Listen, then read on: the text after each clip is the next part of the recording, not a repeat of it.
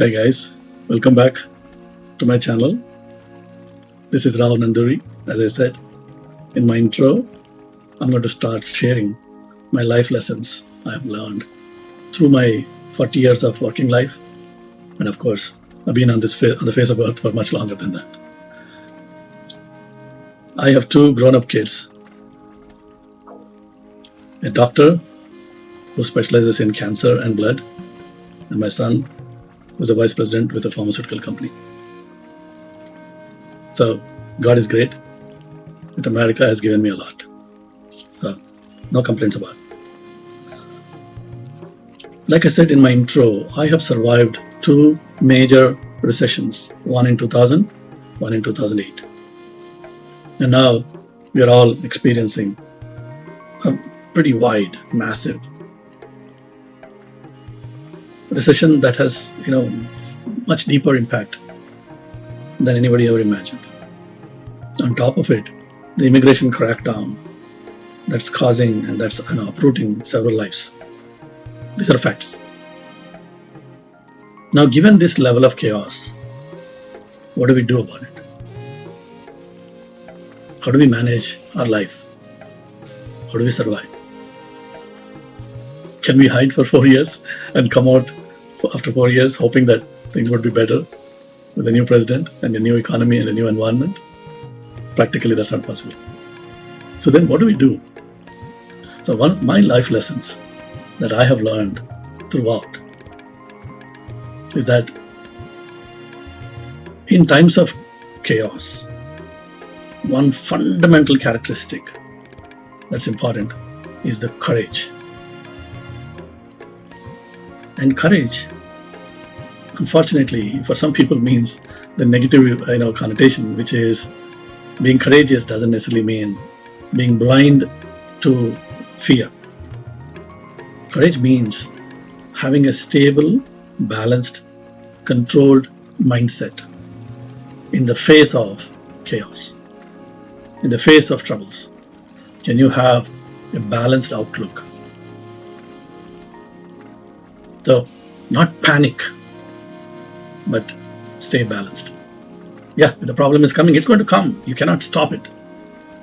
How do you respond to, how do you react to a problem is what makes the difference. For example, a lot of accidents do happen. A lot of people get into these major crashes. And most often I've seen that when they go out of control, all they can do is just yell at the peak of their voice. Nothing changes. But if only you have the balance at that moment in time, with those few seconds you have to react, probably bang on the brakes, probably divert, probably take a detour, try to avoid, try to sideswipe rather than bang into something. All those options open up when you have balance of mind, when you have stability of mind, and do not panic and go crazy when things don't go your way. So courage is that important. That gives you, number one, the balance of mind, a balance of an analytical assessment of a situation. Number one. Number two, courage also gives you the characteristics required to accept truth as it is. It's very difficult. A lot of people live in denial. Hey, it's not going to happen to me. Hey, only those people. It's not going to come hit me. No. It may be true. You might get lucky. You might probably escape. But are you prepared? Just in case if that shit hits you. Do you know what to do? Have you taken the steps just in case? And I say all this because I've been an insurance guy for the last 40 years. Insurance is that. Planning for just in case. But I won't talk about insurance in this conversation. And if anybody needs any advice or help in planning their insurance, in planning their 401k, in planning their annuities here in America, please reach out. Send me a DM. I'm more than happy to help you with that. I'm licensed in the state of New Jersey, so that's not an issue. I'm experienced with 40 years of insurance industry knowledge, as well as I'm licensed. So I can offer help. I can show you the solutions. But that's a part. just in case is where this whole courage comes. Courage gives you the opportunity to assess a situation truthfully. Accept your truth, accept your background, accept your situation as it is, not what you want, you wish it would. As it is. If you don't have any money in your savings accounts, yes, that can disrupt your life. If you have some things in the past that you want to hide, now is the time to assess what those were, because pretty soon they're coming after all those people that have had something to hide. And depending on how serious that was. Now imagine somebody not paying a telephone bill 20 years ago. And those of you kids that are born after 2000 might not know this, but when I came to this country, we used to pay $250 for 100 minutes card. Imagine. Today, WhatsApp and Facebook and all other tools have made telephone calls cheap. You guys don't even care. You talk to India for 1 hour. Back then, 100 minutes for $250. AT&T used to charge $11 change per minute for an international call. So somebody had a collect call, did not pay the bill for 3 years or 2 years. Subsequently, he settled it. He paid it. He escaped, going to a jail or anything. But they recently dug that out. And this guy has been on green card for 20 years. And still, he's been held. He's now in ICE custody for the last 2 months. In spite of his bad health, he's held in detention. Most likely, he'll be kicked out. Another lady, very recently, most probably in the last couple of months, tried to save $3,000 on her tax returns. Married woman, staying in America for 35 years. Some Patel or Singh or whatever, an accountant gave her the advice of how to manipulate to save $3,000, $3,000 for somebody that has been here for 35 years, financially well established. 3,000 means nothing. IRS guys showed up, picked her up, a 65-year-old woman, took her to detention.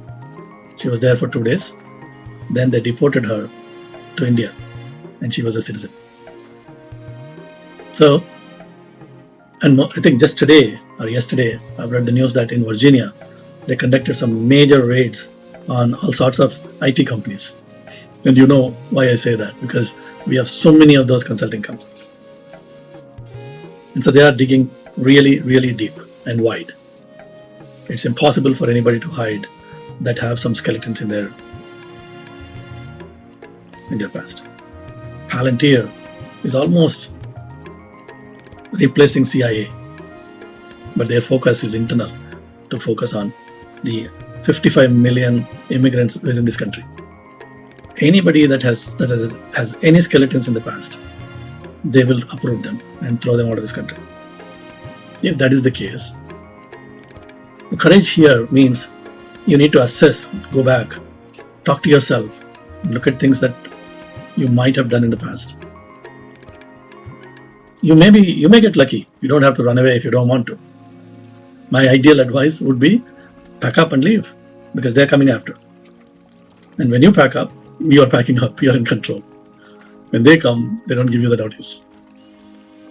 But just in case, assuming you get lucky. But even then, that just in case that I talked about, in the insurance that you need to have, is please be prepared for the worst. Please be prepared. Plan. What if? The 5 drills that almost every one of us go through at work, those are all for the what ifs. The preparation that you do. In case this happens, how is your family going to react? Have a honest conversation in the family, only in your family. Don't make it public. Don't put it out there in the YouTube or Facebook or Instagram or any of those nonsense. Because these days you can't trust anybody. You can't trust your own shadow. So my sincere advice to all of you is, please assess your situation. Be courageous to accept the fact as they are and be prepared. Be prepared, because things are going to come and hit you pretty soon.